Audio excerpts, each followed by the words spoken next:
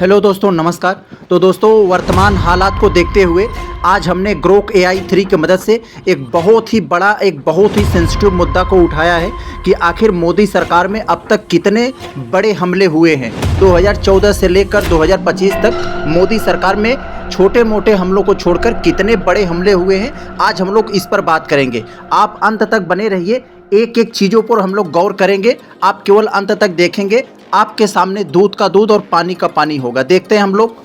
मैं आपको 2014 से अब तक यानी अप्रैल 2025 तक मोदी सरकार के कार्यकाल में हुए प्रमुख आतंकी हमलों की सूची दे रहा हूं, जो विश्वसनीय स्रोतों और उपलब्ध जानकारी पर आधारित हैं। ध्यान दें कि यह सूची बड़े और उल्लेखनीय हमलों पर केंद्रित है और इसमें छोटे मोटे या कम प्रभाव वाले हमले शामिल नहीं किए गए हैं। साथ ही मैं किसी भी विवादास्पद या असत्यापित दावों से बचने के लिए तथ्यों को सावधानीपूर्वक प्रस्तुत करूंगा। तो देखा आप लोगों ने, ग्रोक ने किस तरह से आपको सरल और सटीक जानकारी देने का प्रयास कर रहा है।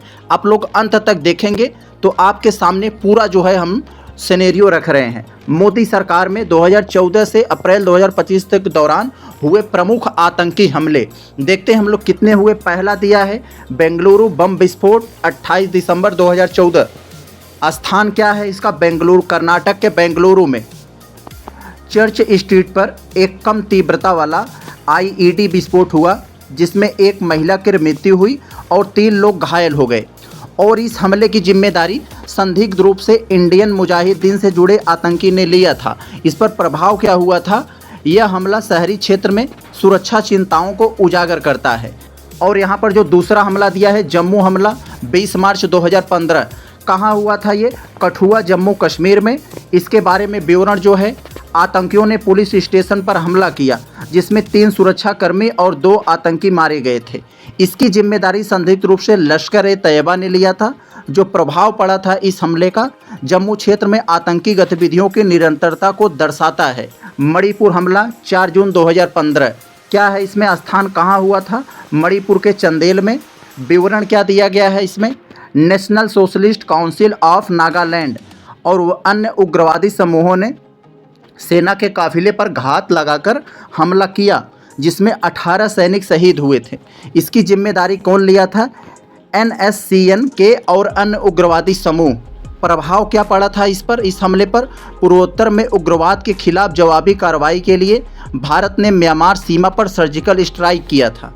पठानकोट वायुसेना हमला जो 2 से 5 फरवरी 2016 के बीच हुआ था। स्थान कहाँ हुआ था? पंजाब के पठानकोट में। विवरण के बारे में जानकारी दिया है। भारी हथियारों से लैस 6 आतंकियों ने वायुसेना अड्डे पर हमला किया, जिसमें 7 सुरक्षाकर्मी शहीद हुए और इसमें 6 आतंकी मारे गए थे। इसकी जिम्मेदारी जैश-ए-मोहम्मद ने ली थी। प्रभाव क्या पड़ा था इसमें? इस सीमा पार आतंकवाद और सुरक्षा तैयारियों पर सवाल उठाए गए।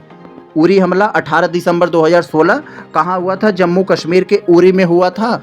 और इसके बारे में जो जानकारी दिया है, सेना के शिविर। विवरण क्या है? सेना के शिविर पर हमले में 19 सैनिक शहीद हुए थे।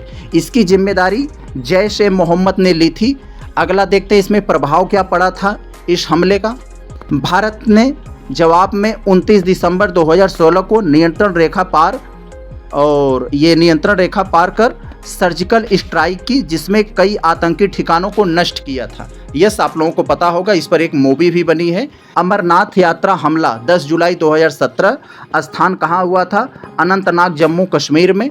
विवरण यानी इस हमले के बारे में जो दिया है, आतंकियों ने अमरनाथ यात्रियों की बस यात्रा पर हमला किया, जिसमें 7 तीर्थयात्री मारे गए और 19 घायल हो गए थे। इसकी जिम्मेदारी लश्कर-ए-तैयबा ने लिया था। जो प्रभाव पड़ा था, धार्मिक स्थलों पर सुरक्षा बढ़ाने की मांग उठी। यह सुजवा सैन्य शिविर हमला 10 फरवरी 2018। कहाँ हुआ था? जम्मू कश्मीर में।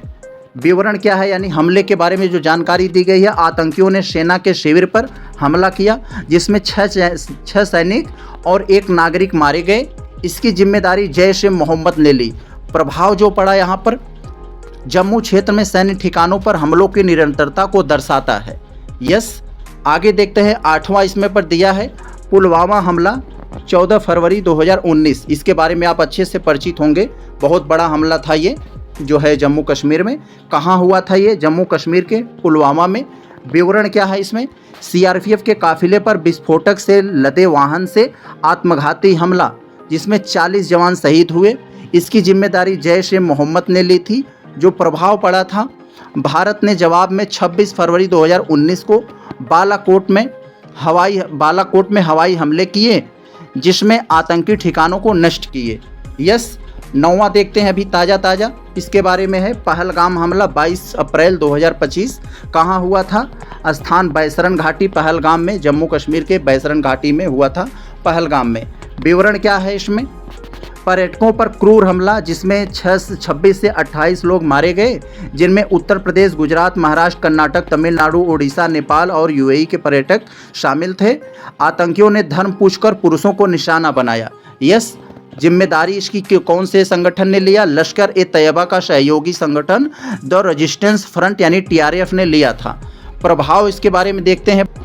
भारत ने सिंधु जल संधि निलंबित की यानी सस्पेंड कर दिया। सिंधु जल समझौता, अटारी बॉर्डर बंद किया और पाकिस्तानी नागरिकों को 48 घंटे में देश छोड़ने का आदेश दिया। सर्वदलीय बैठक बुलाकर सख्त कार्रवाई के संकेत दिए। यस, आप लोगों ने देखा में कुछ और प्रतिक्रिया यहाँ पर बहुत ही मुख्य बात लिखी गई है, जरा ध्यान से देखिए। यहाँ पर क्या लिखा है? मोदी सरकार ने उरी, पुलवामा और पहलगाम जैसे हमलों के बाद सर्जिकल स्ट्राइक, हवाई हमले और कूटनीतिक कार्रवाइयाँ जैसे सिंधु जल संधि निलंबन के जरिए जवाब दिए। और अगला इसमें क्या है? सुरक्षा में चूक। पहलगाम हमले में स्थानीय प्रशासन को पर्यटक बुकिंग की जानकारी न होना, यह एक चूक के रूप में सामने आया। यस, सावधानी, यहाँ ग्रोक एआई ने आपके सामने सावधानी क्या रखी है इसके बारे में देखते हैं। यह सूची प्रमुख हमलों तक सीमित है।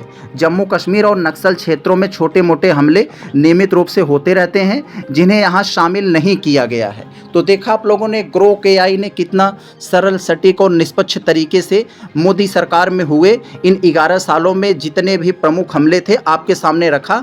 मैंने बस ये एक आम जानकारी के नाते, एक सामान्य जानकारी के नाते आपके सामने रखा कि कितने हमले होते हैं। इक्का दुक्का डेली 1-2 हमेशा मरते रहते हैं। हम लोगों की भावनाएं तब आहत नहीं होती हैं। हम लोगों की भावनाएं तब आहत हो जाती हैं जब संख्या बहुत ज़्यादा हो जाती है।